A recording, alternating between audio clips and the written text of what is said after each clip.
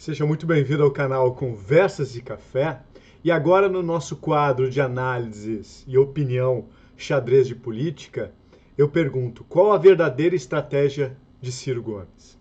Recentemente o Ciro teve uma conversa no programa dele, Ciro Debates, né, com o Gregório, e numa das partes dessa conversa, ele disse que a estratégia dele era tirar o Bolsonaro do segundo turno.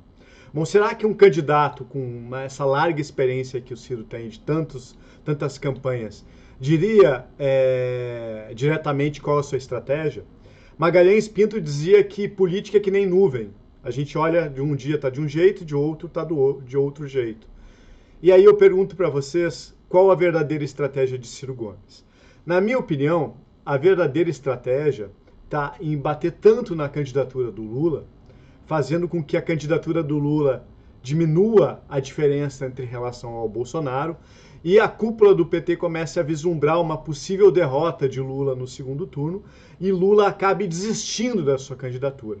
Claro que seria uma outra candidatura do PT, Haddad já estaria envolvido em São Paulo, teria uma outra candidatura não tão expressiva, e quem tomaria o lugar de uma candidatura mais progressista do campo de esquerda seria o Ciro. Então, na verdade, um estrategista político ele nunca diz qual é a sua estratégia. Ele esconde, né?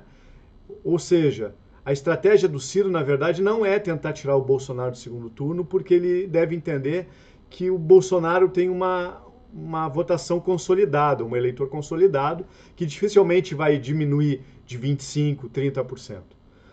Já a candidatura do Lula é a mesma coisa, tem uma candidatura consolidada. Então, como é que a estratégia do Ciro, na minha opinião, se coloca nessa situação?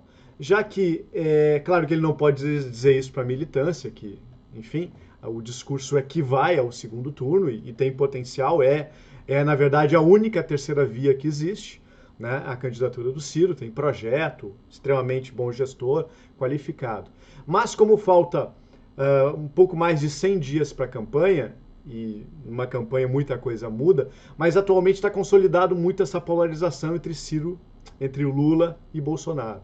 Então, a estratégia do Ciro seria, então, bater tanto no Lula, fazendo com que essa diferença do Lula e para o Bolsonaro diminuísse e pudesse ser cada vez mais visível uma possível derrota, como alguns da cúpula da campanha do Bolsonaro acreditam que o Bolsonaro vai crescer, né, ao longo... o pior já passou, né, que foi a da pandemia.